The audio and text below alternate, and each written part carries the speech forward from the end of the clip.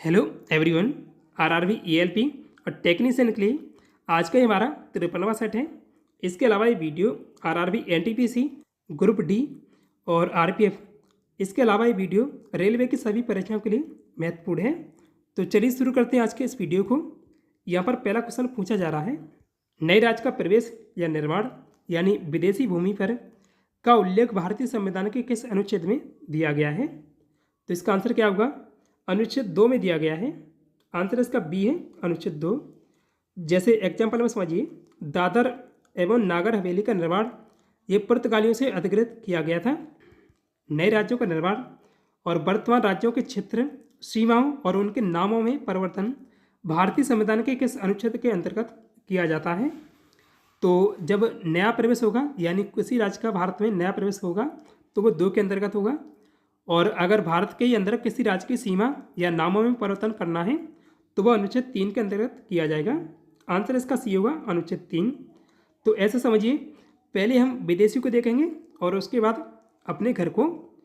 तो बाद वाला यानी अपने वाले में वो 3 में है और विदेशी का 2 में है। आंध्र प्रदेश से अलग होकर तेलंगाना राज्य बना था, ये इसका एक एग्जाम्पल है। इनमें से कौन सा विकल्प कबड्डी खेल से संबंधित है। तो कौन सा होगा, देखिए ये वाला है AKFI। आंसर इसका सी है, AKFI। देखिए AKFI का पूर्ण रूप है amateur kabaddi federation of India. ये स्थापित कब हुआ था, 1973 में। AKFI राष्ट्रीय और अंतर्राष्ट्रीय स्तर पर कबड्डी प्रतियोगिता का आयोजन कराता है। Amateur kabaddi federation of India यानी AKFI का मुख्यालय कहाँ स्थित है। इसका मुख्यालय जयपुर में है। तो AKFI का मुख्यालय कहाँ है, जयपुर में। NTA का पूर्ण रूप क्या है। NTA का पूर्ण रूप है नेशनल टेस्टिंग एजेंसी। देखिए अभी काफ़ी चर्चा में है, इसलिए यहाँ से ये सवाल पूछे जाएंगे। तो आंसर सी होगा इसका, नेशनल टेस्टिंग एजेंसी। राष्ट्रीय परीक्षण एजेंसी यानी NTA की स्थापना किस वर्ष हुई थी। इसकी स्थापना हुई है 2017 में। NTA कब स्थापित किया गया था, 2017 में। भारत के शिक्षा मंत्रालय के उच्च शिक्षा विभाग के तहत एक स्वायत्त एजेंसी है। NTA इंजीनियरिंग, चिकित्सा प्रबंधन, फार्मेसी से संबंधित उच्च शिक्षण संस्थानों में प्रवेश और फेलोशिप के लिए कई राष्ट्रीय स्तर की परीक्षाएं आयोजित कराने के लिए जिम्मेदार है। राष्ट्रीय परीक्षण एजेंसी का मुख्यालय कहाँ स्थित है। इसका मुख्यालय नई दिल्ली में है। तो नई दिल्ली में NTA का मुख्यालय है। राष्ट्रीय परीक्षण एजेंसी यानी NTA के वर्तमान अध्यक्ष कौन है। तो प्रदीप कुमार जोशी हैं NTA के अभी अध्यक्ष। आंसर इसका बी होगा, प्रदीप कुमार जोशी अभी वर्तमान में NTA के अध्यक्ष हैं। ऊतक विज्ञान का जनक किसे माना जाता है। तो देखिए जेवियर बिचेट को माना जाता है ऊतक विज्ञान का जनक। आंसर इसका सी होगा, जेवियर बिचेट, ये ऊतक विज्ञान के जनक हैं।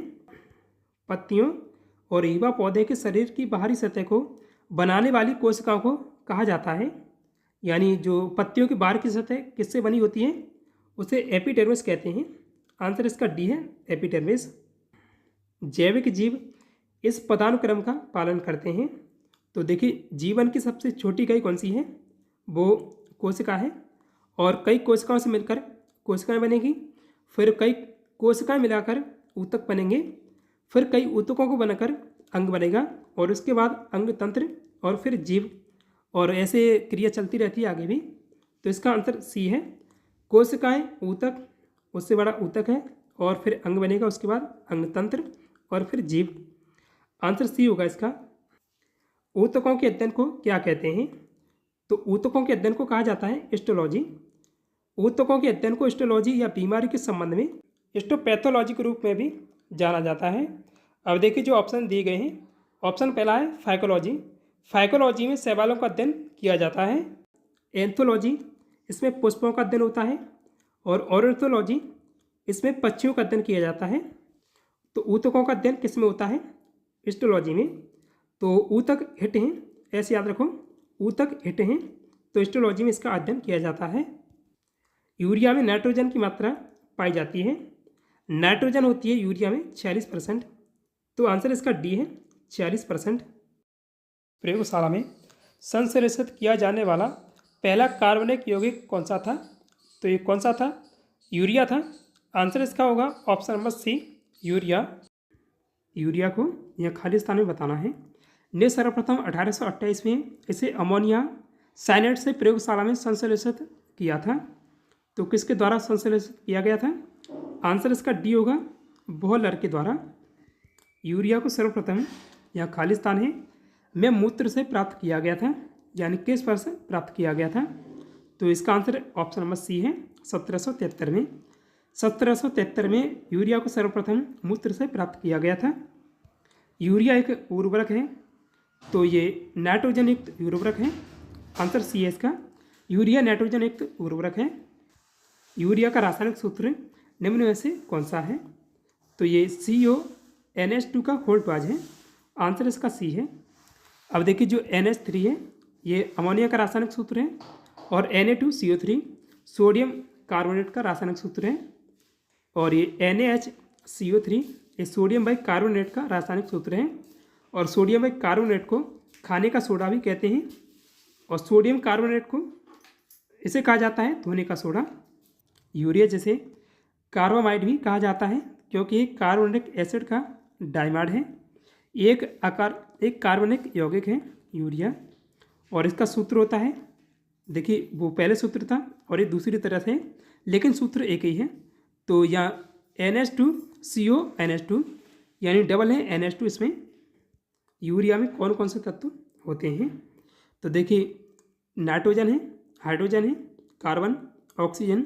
तो ये 4 तत्व इसमें, कार्बन, ऑक्सीजन, नाइट्रोजन और हाइड्रोजन। आंसर इसका डी है, सी यानी कार्बन, ऑक्सीजन, नाइट्रोजन और हाइड्रोजन। आधुनिक फुटबॉल की शुरुआत किस देश से मानी जाती है? तो इंग्लैंड से इसकी शुरुआत मानी जाती है। आंसर इसका सी होगा, इंग्लैंड। आधुनिक फुटबॉल का जनक है इंग्लैंड। डूरंट कप का संबंध किस खेल से है? तो इसे ट्रिक से ऐसे याद रखो कि फुटबॉल दूर फूट जा, यानी इसका संबंध फुटबॉल से है। आंसर इसका पी है। डूरंट कप की शुरुआत किस वर्ष हुई थी? तो इसकी शुरुआत हुई है 1888 में। तो आंसर इसका बी होगा, 1888 में। फुटबॉल प्रतियोगिता डूरंट कप का आयोजन निम्न में से कौन कराता है? तो ये भारतीय सेना के द्वारा और अखिल भारतीय फुटबॉल महासंघ के द्वारा संयुक्त रूप से डूरंट कप का आयोजन कराया जाता है। तो आंसर इसका सी होगा, ए और बी दोनों। डूरंट कप का आयोजन भारतीय सेना और अखिल भारतीय फुटबॉल महासंघ यानी AIFF द्वारा आयोजित किया जाता है। डूरंट कप भारत में एक वार्षिक घरेलू फुटबॉल प्रतियोगिता है। 1888 में डूरंट कप की स्थापना किसने की थी? तो हेनरी मोर्टिमर डूरंट के द्वारा की गई थी। आंसर इसका बी है। तो इसकी स्थापना कब हुई थी? 1888 में। और किसके द्वारा की गई थी? हेनरी मोर्टिमर डूरंट ने। डूरंट फुटबॉल प्रतियोगिता जिसे डूरंट कप के नाम से भी जाना जाता है, इसकी शुरुआत सर हेनरी मोर्टिमर डूरंट ने 1888 में शिमला में की थी। तो शिमला हिमाचल प्रदेश से इसकी शुरुआत की गई थी। डूरंट कप 2023 का ये कौन सा संस्करण खेला गया था? डूरंट कप का 2023 में 132वां संस्करण था। आंसर इसका सी है, 132वां। 132वें डूरंट कप 2023 का वर्तमान चैंपियन कौन है? तो ये मोहन बागान है। आंसर इसका बी है, मोहन बागान। तो मोहन बागान के द्वारा 2023 का डूरंट कप जीता गया है। देखिए मोहन बागान ने अपना 2023 में 17वां खिताब जीता है। और उपविजेता कौन सी टीम रही थी 2023 में? पूर्वी बंगाल है। डूरंट कप सर्वाधिक बार किस टीम ने जीता है? तो मोहन बागान के द्वारा ही जीता गया है। मोहन बागान ने यह खिताब 17 बार जीत लिया है अब तक। 132वें डूरंट कप 2023 का आयोजन कहाँ किया गया था? तो इसका आयोजन कोलकाता पश्चिम बंगाल, गुवाहाटी असम और कोकराझार ये दोनों शहर असम के हैं, और एक कोलकाता पश्चिम बंगाल का। तो आंसर इसका डी है, उपरोक्त तीनों। इन तीनों शहरों में इसका आयोजन किया गया था 2023 के डूरंट कप का। आयोजन तिथि 3 अगस्त से 3 सितंबर 2023 तक इसका आयोजन हुआ है। डूरंट कप में वर्तमान में टीमों की संख्या कितनी है? तो इसमें 24 टीमें हैं। आंसर ए होगा इसका। देखिए काफ़ी महत्वपूर्ण है और ये यहाँ से काफ़ी सवाल पूछे जाते हैं। डूरंट कप पहली बार कहाँ आयोजित किया गया था? तो पहली बार इसका आयोजन कहाँ हुआ था?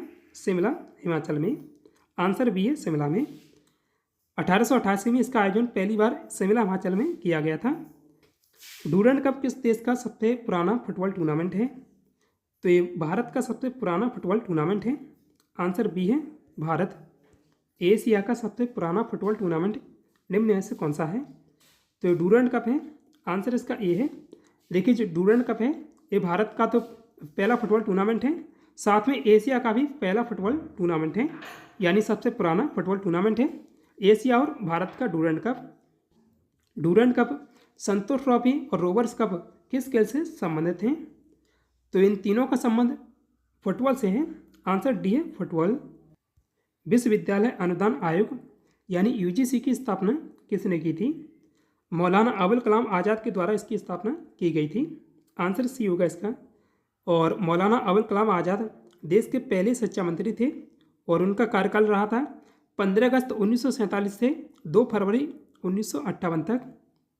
सीजेम यानी जिसका प्रतीक चिन्ह है CS, जिसका परमाणु क्रमांक 55 है और यह आवर्त सारणी के में स्थित है, तो यहाँ इसकी स्थिति बतानी है। तो सीजेम कहाँ है? सीजेम ये छठे आवर्त में है और पहले ग्रुप में है। आंसर इसका ए है, छठा आवर्त और पहला ग्रुप है। अब देखिए आवर्त सारणी में सीजेम की स्थिति यहाँ पर है, ये पहला ग्रुप है और आवर्त इसका छठा है। विश्वविद्यालय अनुदान आयोग की स्थापना कब हुई थी?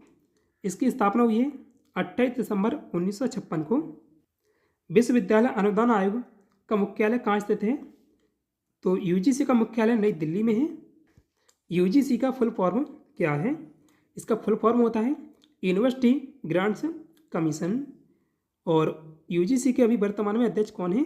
एम जगदीश कुमार। इनमें से भारतीय रेलवे का शुभंकर कौन सा है? तो भारतीय रेलवे का शुभंकर है भालू द एलिफेंट। आंसर सी है। जट जटनी निम्न में से किस राज्य का प्रमुख लोक नृत्य है? तो आंसर इसका होगा बिहार। बिहार का लोक नृत्य है जट जटनी। भारतीय संविधान के निम्न में से कौन से भाग का संबंध राज्य के नीति निर्देशक सिद्धांतों से है? तो भाग 4 में ये सिद्धांत दिए गए हैं, नीति निर्देशक सिद्धांत। आंसर इसका डी है, भाग 4। तो दोस्तों आज के इस वीडियो में इतना ही है।